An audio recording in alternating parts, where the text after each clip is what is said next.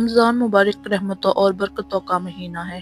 یہ صرف بھوک اور پیاس سے رہنے کا نام نہیں، بلکہ یہ صبر، شکر، ہمدردی اور کا مہینہ ہے۔ روزہ انسان کو دوسروں کا درد محسوس کرنا سکھاتا ہے۔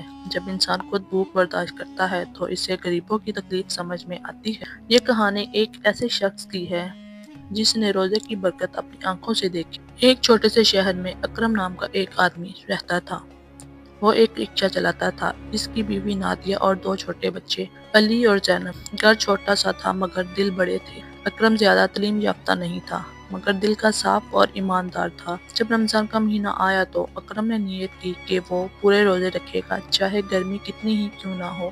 گرمی بہت زیادہ تھی، دھوپ تیز تھی، رکشہ چلانا آسان کام نہیں تھا، مگر اکرم نے دل میں کہا اگر اللہ کے لیے بھوک برداشت نہ کر سکا تو پھر ایمان کیسا۔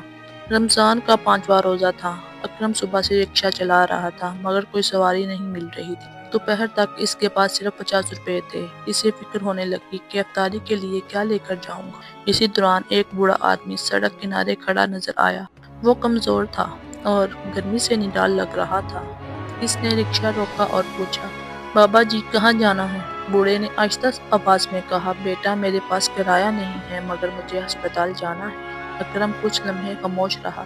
اس کے پاس خود بھی زیادہ پیسے نہیں تھے مگر پھر بھی اسے روزہ یاد آیا، اللہ کی رضا یاد آئی۔ اس نے کہا بابا جی بیٹھ جائیں، کرائے کی فکر نہ کریں۔ اکرم نے بوڑھے کو ہسپتال پہنچا دیا۔ بوڑھے نے دعا دی اللہ تمہارے رزق میں برکت دے بیٹا۔ اکرم کے دل کو عجیب سا سکون ملا۔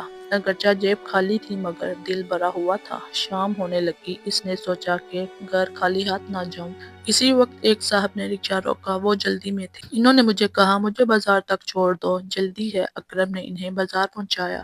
کرایہ 200 روپیہ بنتا تھا مگر انہوں نے 500 روپیہ دیے اور کہا باقی رکھ لو، رمضان ہے۔ اکرم کی آنکھوں میں آنسو آ گئے۔ اسے فوراً بوڑھے کی دعا یاد آئی۔ اکرم خوشی خوشی گھر پہنچا۔ اس نے اچھا سا افطار خریدا۔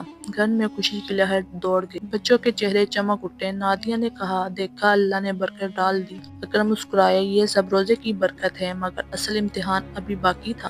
رمضان کا 10واں روزہ تھا۔ اچانک اکرم کا رکشہ خراب ہو گیا۔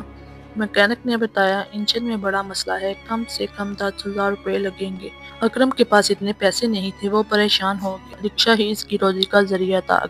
اگر رکشہ نہ چلایا تو گھر کیسے چلے گا۔ وہ رات کو بہت دیر تک جاگتا رہا۔ پھر اس نے وضو کیا، نماز پڑھی، سجدے میں جا کر بولا یا اللہ میں کمزور ہوں تو میرا سہارا ہے۔ اگلے دن اکرم اداس بیٹھا تھا۔ اتنے میں ایک صاحب اس کے پاس آیا۔ یہ وہی شخص تھا جس نے اسے چند دن پہلے بازار چھوڑا تھا۔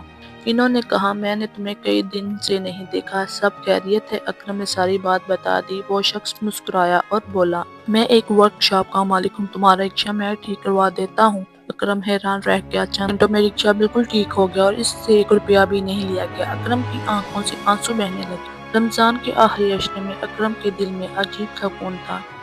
اس نے محسوس کیا کہ روزہ صرف پیٹ کا نہیں ہوتا، آنکھوں کا بھی روزہ ہوتا ہے، زبان کا بھی روزہ ہوتا ہے اور دل کا بھی روزہ ہوتا ہے۔ اس نے فیصلہ کیا کہ وہ ہمیشہ سچ بولے گا، حلال کمائے گا اور ضرورت مندوں کی مدد کرے گا۔ عید آ گئی۔ گھر میں سادگی تھی مگر خوشی تھی۔ اکرم نے بچوں کے لیے سادہ کپڑے خریدے۔ نماز عید کے بعد وہ سیدھا ایک غریب بستی کی طرف گیا۔ وہاں اس نے کچھ راشن تقسیم کیا۔ نادیہ نے پوچھا آپ نے یہ کیوں کیا؟ اکرم نے مسکرا کر کہا روزے نے مجھے سکھا دیا ہے کہ اصل خوشی لینے میں نہیں دینے میں ہے۔ رمضان ختم ہو گیا مگر اکرم کی زندگی بدل گئی۔ اسے سمجھ آ گیا تھا کہ روزہ صرف عبادت نہیں، تربیت ہے۔ جب انسان اللہ پر بھروسہ کرتا ہے، اللہ اس کے لیے ایسے راستے کھول دیتا ہے جہاں سے وہ سوچ بھی نہیں سکتا۔ روزہ انسان کو صبر سکھاتا ہے، روزہ انسان کو شکر سکھاتا ہے، روزہ انسان کو انسانیت سکھاتا ہے۔ یاد رکھیں اگر آپ سچے دل سے روزہ رکھتے ہیں، کسی کا دل نہیں دکھاتے اور اللہ پر بھروسہ رکھتے ہیں تو یقین کریں اللہ آپ کے رزق میں ایسی برکت ڈال دیتا ہے جو حساب سے باہر ہوتی ہے۔ روزہ صرف بھوک برداشت کرنے کا نہیں، روزہ دل کو صاف کرنے کا نام ہے۔ برکت نیت میں ہوتی ہے۔ اللہ کی راہ میں دیا گیا کبھی ضائع نہیں جاتا۔ بے شک اگر آپ کو یہ کہانی پسند آئی تو ویڈیو کو لائک کریں، شیئر کریں اور چینل کو سبسکرائب کریں۔ اللہ ہم سب کو رمضان مبارک کی سچی برکتیں نصیب فرمائے۔